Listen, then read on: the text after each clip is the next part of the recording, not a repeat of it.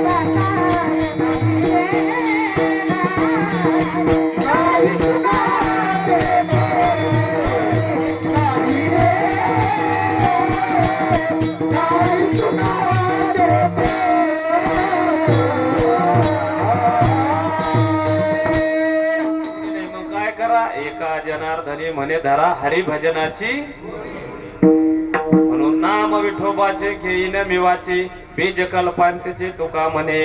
तुळशी माळ गळा आपलं व्रत एकादशी करीन उपवासी, गायीन अहरणीशी मुखी नाम ज्ञानेश्वर.